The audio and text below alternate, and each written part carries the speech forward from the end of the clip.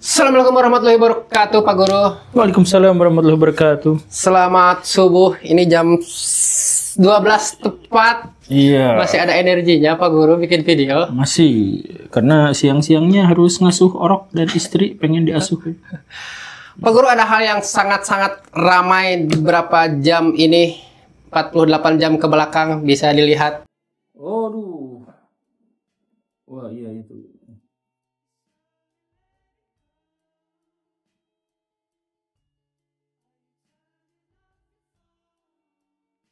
Oke, hal pertama Pak Guru, Los Angeles terbakar, LA burn. Saya mah menganggap ini adalah bagian dari kerusakan lingkungan yang ekstrim. Jadi bayangin aja, Los Angeles itu kan seharusnya bulan-bulan Januari, Desember itu musim dingin.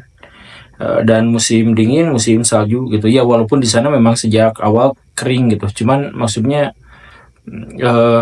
harusnya tidak separah ini, tetapi sekarang ada perubahan iklim yang dahsyat, yang dramatis dan drastis, sehingga tingkat kekeringan di sana menjadi sangat tinggi.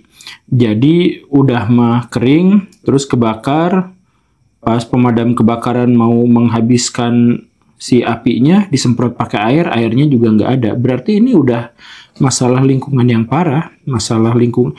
Yang lebih ngenesnya lagi itu adalah bahwa orang-orang di Indonesia secara khusus itu tidak melihat ini sebagai dampak dari krisis iklim dan bisa menyebabkan krisis iklim menjadi lebih parah. Mereka nggak mikirin itu. Mereka mikirnya, kapok lu kena karma, Donald Trump kemarin bikin gini gitu, ini kan hal yang biasa terjadi di Gaza, tapi malah tidak empati, sekarang malah minta, ya yang kayak gitu. Jadi masyarakat kita tuh masyarakat yang pendendam. Saya tega, mereka tuh bawa-bawa agama lagi, udah dendam bawa agama gitu kan. Harusnya mah kalau bawa agama ya jangan ada dendam di antara kita gitu. Tapi fokusnya gini lah, soal kebakaran itu adalah salah satu kebakaran terbesar dalam sejarah di Amerika Serikat, dan mungkin di Los Angeles adalah yang terbesar dalam sejarah. Nah, penyebabnya apa? Penyebabnya adalah kekeringan. Seharusnya di situ tidak separah ini keringnya. Seharusnya juga curah hujan memadai untuk bisa membuat ada air di bawah tanah dan sebagainya, tapi sekarang tidak. Nah, karena masalahnya itu adalah perubahan iklim, maka kalau di sana juga begitu, maka di sini juga sama. Perubahan iklim itu kan mendunia, makanya disebutnya awal-awal disebutnya global warming, pemanasan global. Bara yang di Jakarta nyadar kan suhu bumi naik, bara yang di Bandung nyadar suhu bumi naik, di Bogor, di Cianjur, di Balikpapan semuanya nyadar kan bahwa suhu itu naik gitu. Nah, kalau misalkan sekarang ada Amerika Serikat Amerika Serikat diserang oleh kebakaran yang dahsyat, kok malah dipuas-puasin. Coba sekarang yang tinggal di Kalimantan, itu Kalimantan kering kerontang banget. Iya kan? Coba bayangkan kalau misalkan itu terjadi di wilayah situ, wilayah Kalimantan, kemudian negara-negara di seluruh dunia langsung, rasain lu kena karma, mau nggak kayak gitu? Ya nggak kan? Yang lebih pentingnya lagi adalah ini namanya global. Jadi kalau misalkan di sana kejadian, maka di tempat lain berpotensi juga untuk kejadian. Dan Indonesia pernah ngalamin kebakaran hutan, kebakaran gunung yang kemarin ada nikahan. Yang di Riau tuh ya tuh. Ya. Riau atau Pekanbaru tuh yang sampai asapnya ke Malaysia, ya itu, Singapura. Ya. Nah itu kan semuanya namanya bencana, dan bencana ini harus kita garis bawahi sebagai sesuatu yang harus kita tangani dan kita perbaiki dan kita selidiki penyebabnya, kemudian kita antisipasi agar ke depan tidak terjadi lagi. Ini malah ngurus-ngurusin hal-hal yang nggak nyambung gitu, pidato Donald Trump lah. Itu kan logika mistik banget. Jadi kalau misalkan Donald Trump kayak gitu langsung kena karma kayak gini, ya gimana ceritanya Baraya? Hell will break out. If those hostages aren't back, I don't want to hurt your negotiation. If they're not back by the time I get into office, all hell will break out in the Middle East. Pikiran yang lebih jelasnya itu sangat sederhana. Di sana terjadi kekeringan, rumput mudah terbakar, hutan mudah terbakar karena panas yang ekstrim dan karena air yang kurang. Dan karena itu di sana kebakaran hebat. Yang kebakaran hebat itu juga akan menambah krisis iklim menjadi lebih parah lagi. Karena bermiliar-miliar ton karbon dioksida dan lain-lain itu juga akan menyeruak masuk ke atmosfer. Pikirannya itu. Nah, ke depannya Indonesia juga bisa aja kejadian kayak gitu. Dan semakin ke sini, semakin banyak kekeringan, semakin banyak kebakaran hutan. Itu adalah salah satu wujud, salah satu manifestasi dari perubahan iklim yang bisa dirasakan. Malah kita surak. Iya. Surak rasakan neraka dunia. Iya.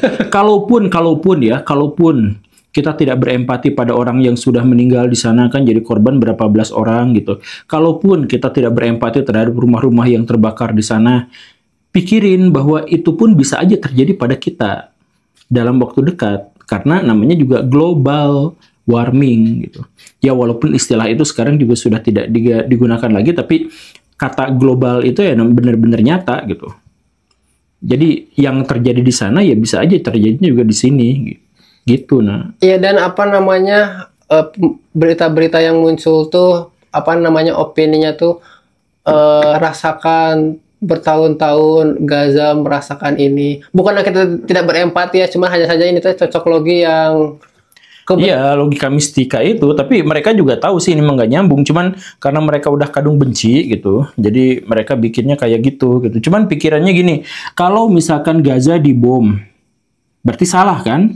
Jadi Gaza melakukan warga Gaza mendapatkan perlakuan yang sangat buruk, diledakkan dia, itu kan buruk kan? Nah berarti apa yang terjadi di Amerika Serikat juga buruk kan? Ya kan sama-sama buruk gitu. Ya kenapa juga ini malah disurakin gitu. Ya malah dikait-kaitkan dengan segala rupa yang nggak nyambung sama sekali. Please lah. Kalau misalkan Baraya punya kesadaran hati, ya ketika ada orang yang kena musibah, ya Baraya ikut-ikutan merasakan penderitaan itu. Harusnya kayak gitu. Kecuali kalau misalkan memang nggak punya iman, nggak punya apa gitu, nggak punya empati gitu, psikopat yang semacam itu, ya ketika ada orang lain, ya ini ya wajar kalau misalkan mereka akhirnya surak. Tapi untuk yang nggak tahu, definisi logika mistik itu kayak gimana? Logika mistik itu logika. Jadi logika itu adalah ketentuan berpikir, cara berpikir. Tetapi menggunakan nilai-nilai mistik. Jadi logika mistika itu diantaranya misalkan gini ya. Saya kemarin maju usahanya, sekarang saya miskin. Kenapa seperti itu? Ya sudahlah, dan memang setiap orang rezekinya sudah ada, takdirnya sudah Nah itu kan logika mistika. Kenapa kamu datang terlambat? Qadarullah Pak, saya tadi di jalan itu tiba-tiba banyak mobil yang bannya 4. Ya terlambat aja, nggak usah misalkan menyalahkan Tuhan atau menggunakan istilah-istilah ketuhanan untuk membenarkan. Tapi itu salah satu karakteristik, salah satu ciri-ciri dari orang logika mistik gitu. Logika mistik tuh ujungnya selalu ke Tuhan atau hal-hal gaib juga termasuk berarti. Semua yang hal setan, gaib. ada Iya, yang kayak gitu. Kenapa kamu misalkan nabokin anak itu?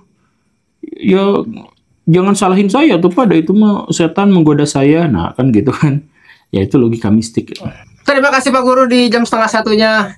Kita sampai jumpa di video reaction lainnya. Oh iya, sama-sama. Ayo. Assalamualaikum warahmatullahi wabarakatuh. Waalaikumsalam. Selamat subuh.